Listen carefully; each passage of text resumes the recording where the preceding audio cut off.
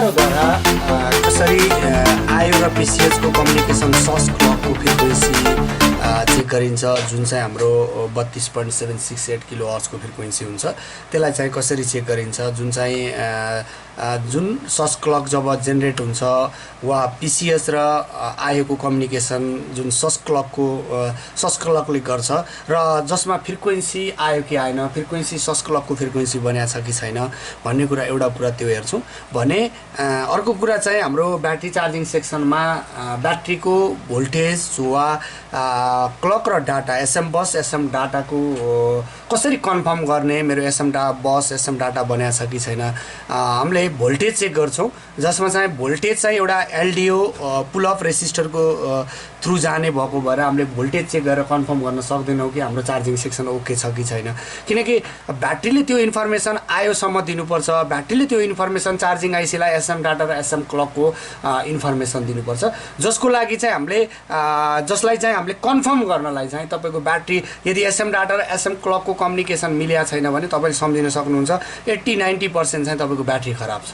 Okay, र some case तपाईको के हुन्छ भने यदि डाटा र क्लक बनेको छैन भने त्यसमा चाहिँ तपाईको बोर्डले पनि प्रब्लम दिने गर्छ, जसको लागि चाहिँ हाम्रो डाटा क्लक को सिग्नल कस्तो आउँछ र सस क्लक सिग्नल कस्तो बन्छ भन्ने कुरा म तपाईलाई दुईटा तीनटा बोर्डमा देखाउँछु। कसैमा तपाईको साइन वेभ साइनमा आउँछ भने कसैमा चाहिँ स्क्वायर वेभ साइनमा देखाउँछ।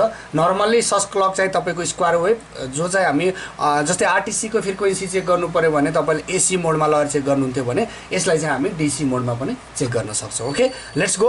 अब म तपाईलाई मसँग यो जस्तै यो 3542 को बोर्ड छ, यो बोर्डको सस क्लक लाइन चाहिँ 77 नम्बर पिनमा छ। ओके, मैले पहिलो कुरो तपाईले सीआरओ लाई सेटिङ गर्नुस्। ओके, सीआरओ सेटिङ गर्नुस्।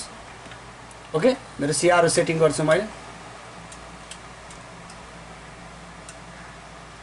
ओके, मेरो स्क्वायर वेभमा 1 किलोहर्ट्ज को फ्रिक्वेन्सीमा सीआरओ सेटिङ छ। ओके, अब तर मैले अब यहाँनिर च्यानल 1 मा जान्छु। ओके, च्यानल 1 मा गएर मैले एक्सटेन्ड प्रोबलाई एक्सटेन्ड गरेको छु, तर कप्लिङ चाहिँ मैले डीसी गरेको छु। मैले तपाईलाई अरुमा देखाउँदाखेरि चाहिँ अरु जस्तो आरटीसी चेक गर्दा यहाँ मैले के भनेको थिएँ, एसी कप्लिङ गर्नु, मैले यहाँ डीसी गरेको छु। ओके, अब म डीसी गरेर मैले तपाईलाई सस क्लक फ्रिक्वेन्सी यहाँनिर तपाईले हेर्न सक्नुहुन्छ, म मेजर गर्छु। यहाँनिर हेर्नुस्। ओके, अब तपाईले यहाँनिर अब यसको फ्रिक्वेन्सी सबै कुरा भोल्टेज राइज टाइम हेर्ने हो भने म तपाईलाई फुल देखाउँछु। एकचोटी म 77 नम्बर पिन मेरो यहाँनिर हेर्न सक्नुहुन्छ, मेरो यो आईसी हो। ओके, यसको 77 नम्बर पिन चाहिँ मेरो यहाँनिर म पहिला यसलाई काउन्टिङ गर्छु। ओके, यहाँनिर हेर्न सक्नुहुन्छ 75 76 77। ओके, ओके, मेरो 77 नम्बर पिन यहाँनिर छ। म अलिकति तपाईको यसलाई म पहिला सप्लाई दिन्छु। ओके,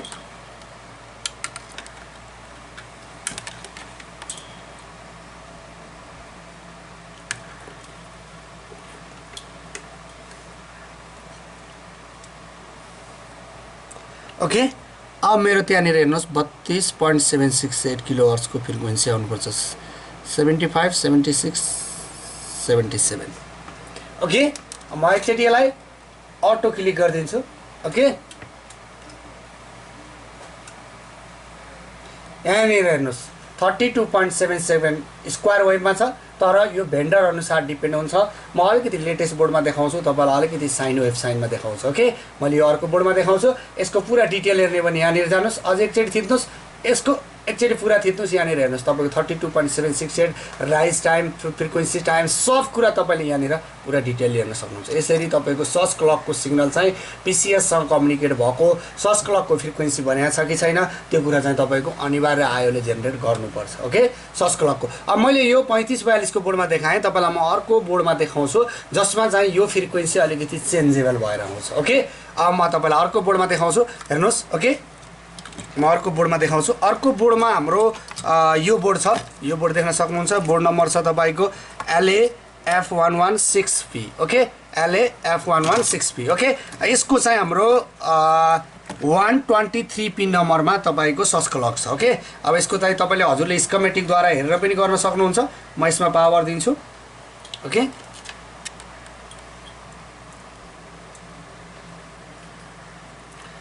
ओके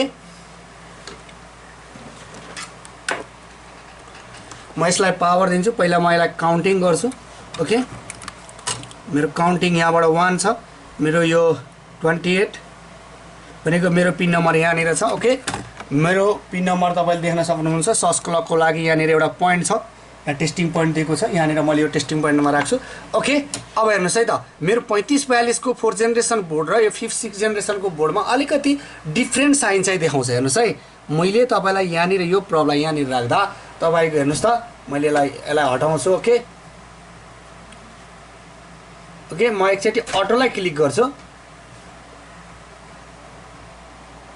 ओके यहाँनिर मेरो क्याप्चर मोडमा गयो यसलाई म अटो गर्छु एकचोटि म पुनः सेटिङ गर्छु सिआरओलाई क्याप्चर मोडलाई हटाउँछु म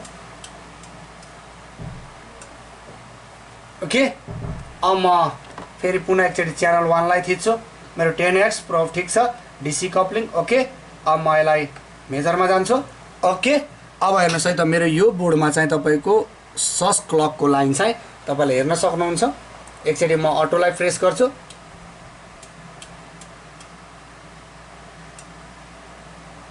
अलिकति साइन वेभ चाहिँ तपाईको देखाउने वेभ चाहिँ फरक आयो कि आएन देख्नु भयो 32 पोइन्ट तपाईले मेजरमा जान सक्नुहुन्छ यसलाई F5 गर्नुस् पुनः F5 गर्नुस् प्यारामिटर्समा तपाईको सबै कुराहरु तपाईको देखाउँछ ओके 32.768 किलोहर्ट्ज को फ्रिक्वेन्सी अप डाउन हुनु हुँदैन यहाँनिर तपाईको 32.76 पछाडीको अंक अप डाउन भए पनि अगाडीको अंक चाहिँ तपाईको अप डाउन हुनु हुँदैन यसरी चाहिँ तपाईको एउटा फ्रिक्वेन्सी चाहिँ जेनेरेट हुनु पर्छ अब यो चाहिँ सस क्लकको थियो अब यो सस क्लकको कम्युनिकेसन चाहिँ कोसँग हुन्छ पीसीएस सँग सस क्लकको कम्युनिकेसन आयोले गर्छ ओके अब यो सस क्लकको लाइन यदि ओके छ भने अब तपाईलाई म यही क्लासमै तपाईलाई के देखाउँछु भन्दा अब यदि मेरो ब्याट्री र क्लकको लाइन ओके छ कि छैन ब्याट्री र क्लकको लाइन अथवा मेरो ल्यापटपमा ब्याट्री ठीक छ कि छैन अब चार्जिङको पुरा डिटेल हेर्ने हो भने त हाम्रो क्लासको भिडियो तपाईले हेर्न सक्नुहुन्छ त्यसमा चार्जिङको बारेमा पुरा डिटेल गरेको छ सायद तपाईलाई त्यो भिडियो हेरिसकेपछि चार्जिङको बारेमा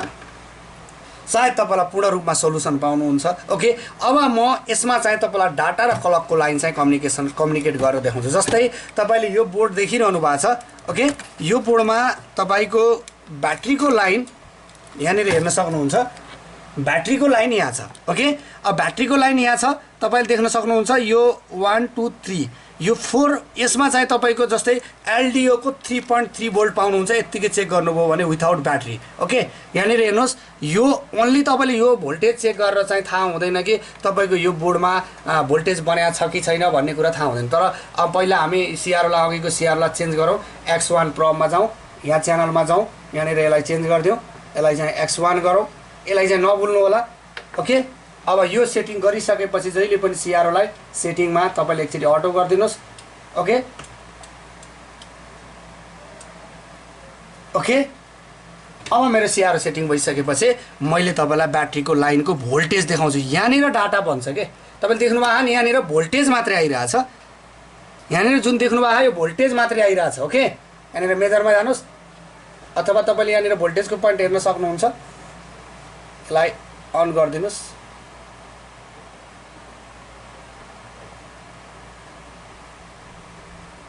ओके यहाँनिर देख्न सक्नुहुन्छ तपाईको 3.4 भोल्ट बनेर भन्नु मतलब 3.3 भोल्ट यो भोल्टेज बनेर हुँदैन यसमा क्लक र डाटाको यहाँनिर तपाईको सिग्नल आउनु पर्छ ओके क्लकमा चाहिँ तपाईको सिग्नल आउँछ डाटामा चाहिँ तपाईको के आउँछ फ्रिक्वेन्सी देखाउँछ तपाईको कति हर्ट्जको फ्रिक्वेन्सी अब त्यो चाहिँ डिपेन्ड तपाईको ब्याट्रीमा पनि डिपेन्ड हुन्छ बोर्डमा पनि डिपेन्ड हुन्छ यो एसएम डाटा र एसएम क्लकको कम्युनिकेसन चार्जिङ आइसी र पावर आइसी सँग जबसम्म हुँदैन तपाईको बोर्डमा चार्जिङ इस्यु आउँछ ल्यापटपमा चार्जिङ प्रब्लममा तपाईले एसएम डाटा या एसएम क्लकको लाइन जुनसुकै हेर्नुस् 3.3 भोल्ट देख्नुहुन्छ तर यो भोल्ट मात्रैले काम गर्दैन अब यसको डाटा कसरी कम्युनिकेसन हुन्छ यहाँनिर मैले तपाईलाई देखाइरहेको छु यहाँ ब्याट्री छैन भने तपाईको ओन्ली भोल्टेज यो भोल्टेज भनेको तपाईको पुल अफ भोल्टेज हो यो त त एलडिओ लाइनको भोल्टेज हो। एलडिओ लाइनको भोल्टेज त अलरेडी तपाईँले 3.3 भोल्ट पाउनुहुन्छ हो, तर यो भोल्टेज पाएर मात्रै चार्ज हुँदैन। Okay let's go. म तपाईँलाई ब्याट्री लगाएर देखाउँछु।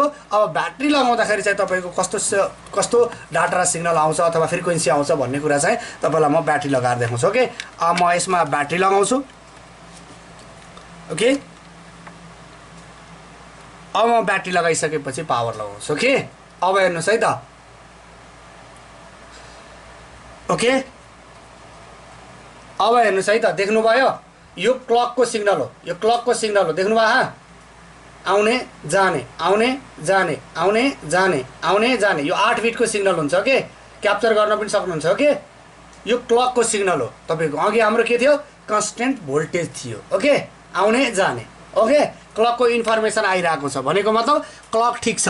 ओके, त्यस पछाडि हाम्रो डाटाको इन्फर्मेसन हेर्नुहोस्, डाटाको इन्फर्मेसन यहाँनिर तपाईँले क्लक र डाटाको फ्रिक्वेन्सी चाहिँ तपाईँको देख्नुहुन्छ 3.3 भोल्ट बनिरहेछ, तर यो क्लक के अरे तपाईँको सिग्नलको रूपमा बनिरहेछ। तपाईँले त्यसै गरेर तपाईँले डाटाको लाइनमा हेर्नुभयो भने पनि फ्रिक्वेन्सी विथ सिग्नल देखाएको छ। तपाईँले यहाँनिर टोटल्ली हेर्न पनि सक्नुहुन्छ तपाईँको कति फ्रिक्वेन्सीमा बनेको छ, के गरेको छ भन्ने कुरा तपाईँको फ्रिक्वेन्सी रेन्ज पनि यहाँनिर तपाईँले हेर्न सक्नुहुन्छ। ओके, क्लकको चाहिँ तपाईँको 8 बिटको डाटाको फ्रिक्वेन्सीमा बन्छ भने तपाईँको डाटा चाहिँ तपाईँको यसले फ्रिक्वेन्सी लेभलमा देखाउने गर्दछ। ओके, यहाँनिर चाहिँ तपाईँले यसरी चाहिँ तपाईँको डाटा र क्लकको कम्युनिकेसन भएको चाहिँ हुनु पर्यो। तब मात्रै तपाईँले के गर्न सक्नुहुन्छ, डाटा अथवा ब्याट्री तपाईँको ल्यापटप चार्ज भइरहेको छ भन्ने कुरा चाहिँ कन्फर्म गर्न सकिन्छ हो। यसरी चाहिँ तपाईँले ब्याट्री चार्जिङ सेक्सनलाई कन्फर्म गर्ने तरिका र सस क्लक चेक गर्ने तरिका चाहिँ मैले बताएँ। यसै गरेर तपाईँले चेक गर्न सक्नुहुन्छ। ओके, सिआरओका केही भिडियोहरू अगाडि पनि छ र तपाईँलाई चार्जिङ सेक्सनको डिटेल चाहियो भने हाम्रो भिडियोहरूमा पनि तपाईँ लिन सक्नुहुन्छ। ओके।